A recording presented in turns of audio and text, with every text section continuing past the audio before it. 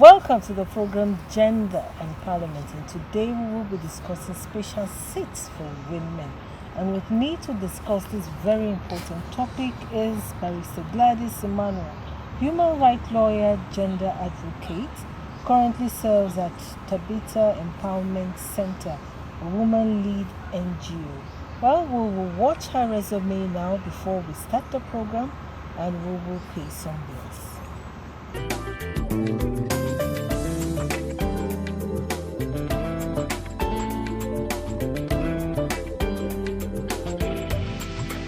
Barrister Glady'S Rebecca Emmanuel, born in Abia State, Nigeria, is an award-winning lawyer, a dynamic human rights lawyer with over 8 years of experience. She's a graduate of LLM Human Rights Law from Cardiff University, UK, BL Nigerian Law School, Kano campus, and LLB University of Jos, Nigeria. She's currently the advocacy officer and in-house lawyer at Tabitha Empowerment Center.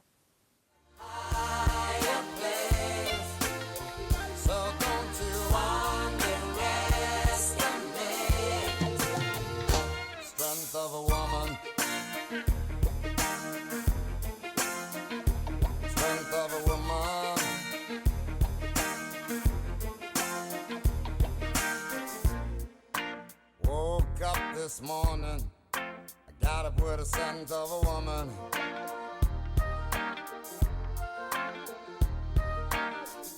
Just picture it. Welcome back to the program. As I said earlier, we have Barrister Glady'S Emmanuel on the show, and we will be discussing special seats for women. What do you really understand by special seats for women? So to respond to your question, it's very important that we break down the stake that women have in the country. Women make up about 50% of the population in Nigeria. And when we're talking of special seats, it is not a compensation. It is not tokenism. It's not something you give as a reward. It is something that is needed for a balanced society.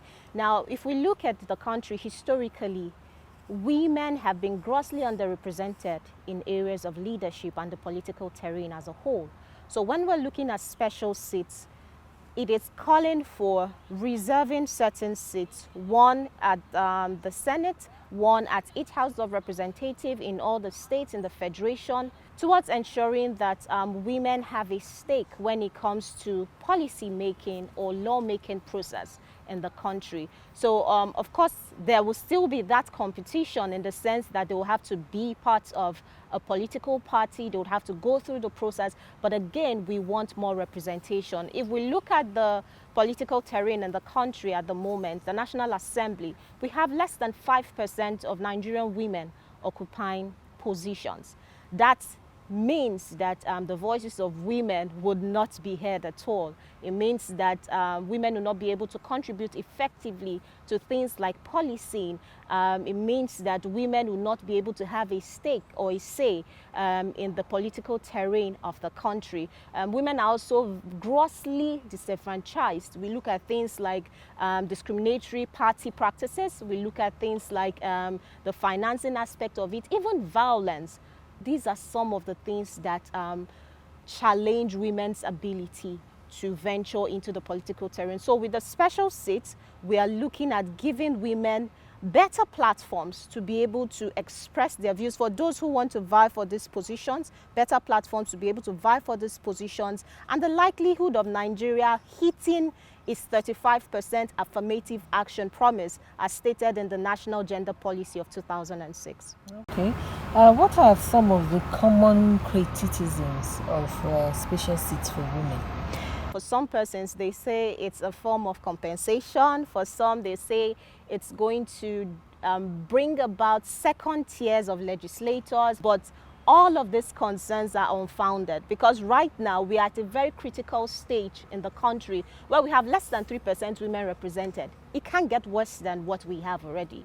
So perhaps we should turn our gaze towards dismantling all of the structural barriers. We should look at ways of having more women being more involved in the policing of the country. How will this special seats help in women advocacy, gender inequality, and all that? So, like I mentioned, when we're looking at women's involvement, every society has male and female.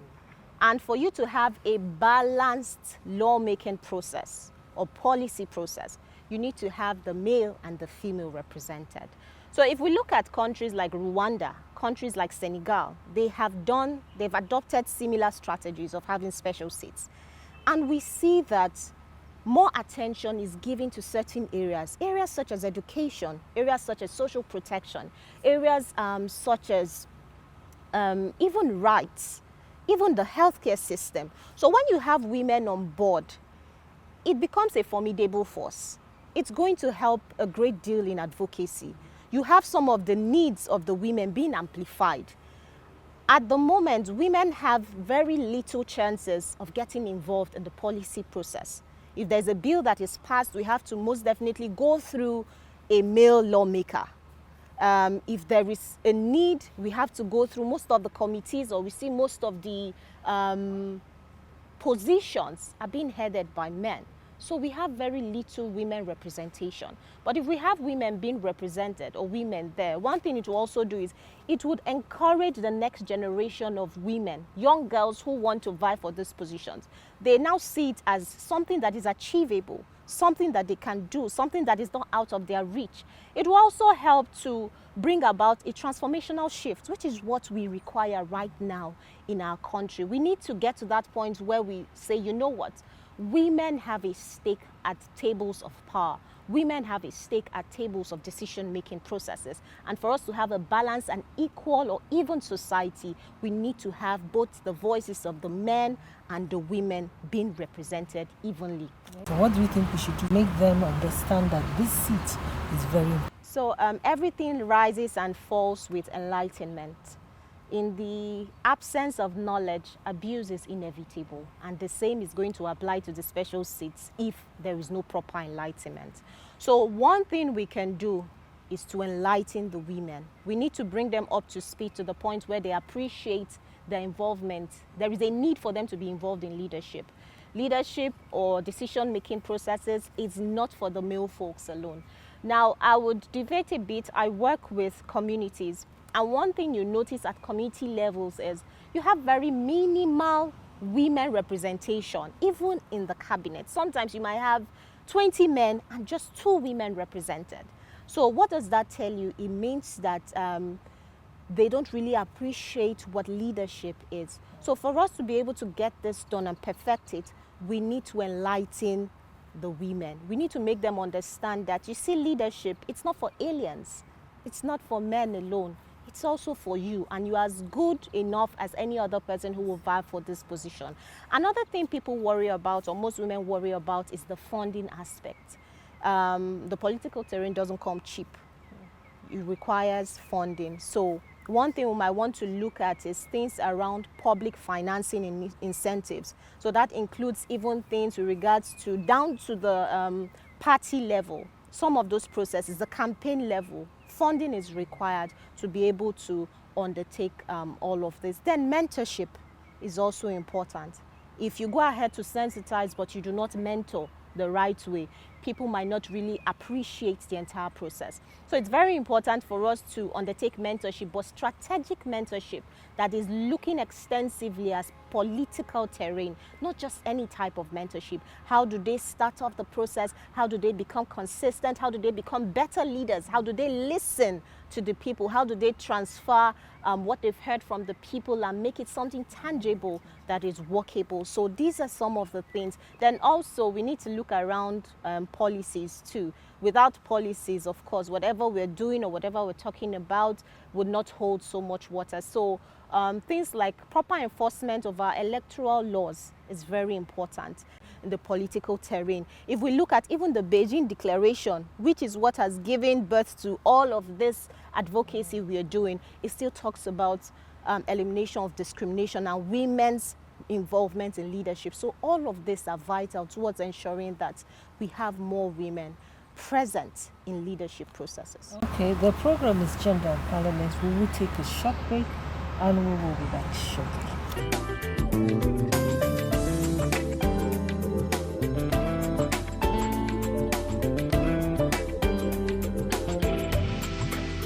Okay, welcome back from the break, and the program is Gender Empowerment, and I've been talking to Barrister Glady'S Emmanuel. Why do women don't support themselves? Why do we like to criticize ourselves? So we've heard a lot of times women not supporting women. Now, while it's partially correct, it's also not entirely correct, and I would answer both fronts. We have women in the corporate space or professional spaces that go ahead to mentor the next generation. That is their own way of support. We have women's rights organizations that are striving day and night to amplify, advance, promote the rights of women. That is women supporting women. Now, the flip side of what we have, women not supporting women, it comes from a standpoint of not really appreciating the power that women carry in togetherness, or the collective nature that women have and the kind of power that we wield. Women are very powerful. That is why we see when people are coming to campaign, they ask, who is the women leader for this community? They understand the power that we carry, but we ourselves, unfortunately, not many of us really appreciate that power and the qualities that we carry. But again, some of these things stem from a standpoint of not understanding or not knowing what exactly to do with a woman who is in power. There are some people who get a bit intimidated by a woman in power. For them, I am unable to accomplish this, but someone is bold enough to dare the odds and go ahead. So instead of supporting them, because I feel this is not for women, this is supposed to be a male-only dominated area, the best they can do is to antagonize. That antagonism is their own way of reacting to the courage or boldness that this person exudes. Now, deep down, most of them actually admire you greatly. They admire what you're doing, but then, like I mentioned, the lack of knowledge is also a problem. So, in addition to enlightenment, plus we talk about socialization. It also stems from socialization.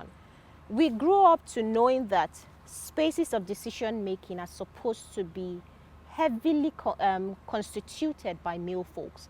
So if a woman wants to break through, she's deemed to be a rebel.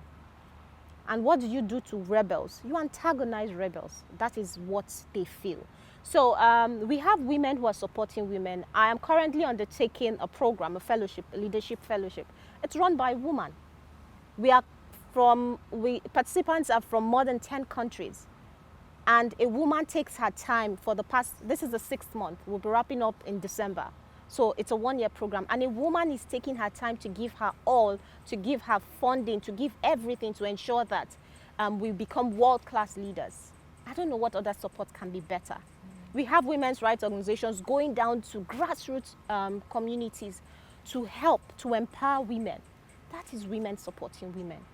We're talking about special seats. We have some women who have been at the National Assembly for weeks now, trying to ensure that this sees the lights of day. That is women supporting women. Now, the other side of the coin might be women who don't understand what we are bringing to society. But over time, they would appreciate it. They would understand it when they start to see the gradual changes and the benefits that come with all of this. So yes, it's not going to happen automatically. The changes that require is not going to happen automatically. We're not going to see all women gravitating towards a female candidate who wants to contest for maybe presidency or the governorship position. But one thing I know is it would happen. It might not be today, it might not be this year, but it will definitely happen if we are consistent and persistent. Strategies do you think can be put in place to make it a reality? There are lots of strategies. There's enforcement of the laws. I can't hammer on that enough. We need to enforce those laws, those electoral laws. We need to bring them to life so that everyone can benefit from it. We hear of women who have tried to campaign or who have tried to vie for certain positions, not only within the National Assembly. Now, they tell you sometimes meetings are scheduled at very wee hours in the morning, and because I'm married, I'm unable to attend those meetings. So we need to ensure that there is an even and level playing field for everybody.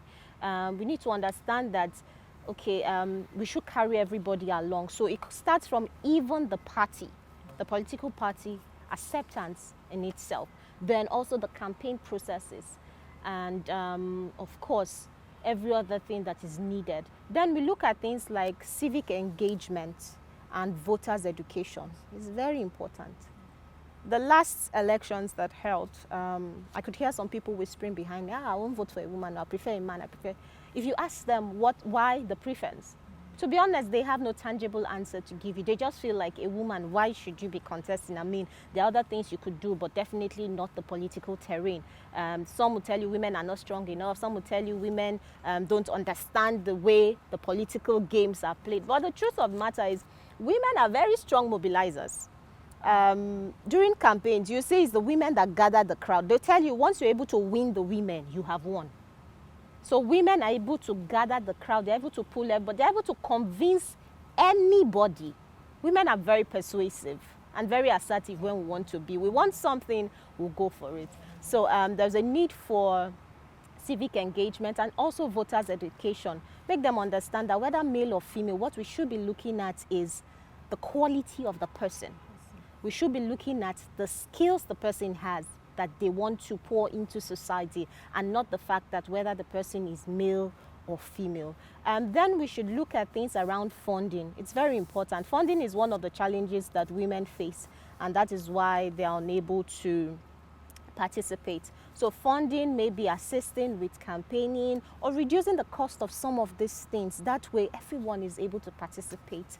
I think these are some of the things. Then also more advocacy is very important. More advocacy is very important to ensure that people appreciate the political terrain and they see it that it's both possible for male and female to assume positions. Okay, so what is So a woman leader is going to be very instrumental, because myself, yourself, we are able to have access to TVs. We have access to mobile phones. We know there's something called special seats. It's a hot topic right now in the country. Our mamas at the grassroots, they don't know that at all. They are not able to appreciate. For them is, what are they talking about? Okay, it doesn't concern me. But we need to make them know that this is for the good of both this generation and even the next. I understand that the special seat is not a permanent thing. It's a temporary measure, meaning that after 4 electoral cycles, that's about roughly 16 years, it will gradually phase out. By then, hopefully, we'll be able to have parity institutionalized in the country. So one thing that women leaders can do is they can help to cascade this message, break it down, whether in their local dialects, and make the women understand that, see, this that is happening, it's not just the business of those in Maitama and Asokoro. It's the business of even us. Even as we're tilling the soil, we can be communicating with our other women and let them know that, see, there's something happening now. Me and you now have a higher or a better stake to be able to even vie for positions. We shouldn't see it as off our limits. We should see it that this is a great opportunity. And even if we might not be able to, the next generation, our daughters who are interested in leadership, will be able to also vie for those positions. Okay, final words before we round up. So one thing is, when we talk about quota does not in any way erode quality. So we're calling for special seats. It doesn't entirely mean that it should be a compensation given to women. No, we are looking more at better platforms that women will be able to compete evenly and of course get into those positions if they have what it takes to ensure that the country is better for all. Okay, any takeaways? From the entire process, it has shown me that women are united on all fronts. It has shown me that regardless of your background, your educational qualification, we speak one voice. I'm speaking now to the media. Some other women are speaking with legislators. Some others are holding meetings. Some others are calling for other stakeholders to have the same deliberation for a single cause, which is special seats. So it means that women are actually formidable. We have a formidable force. We can use that for the good of the community. And of course, we should start to work gradually towards eroding that mindset of women do not support women. We should try to lift the other person off. If one lifts the other, before you know, we're all standing and we're doing better. Okay, take away from what you said. We should all help each other as women. Definitely. We should all give a helping hand to each other Definitely. as women. And I hope that out there understood the topic we discussed today, special seats for women. Go out there, contribute your own little quarter, and of course, be a good and humble Nigerian woman. See you next week. The program is Gender and Parliament. Thank you for watching.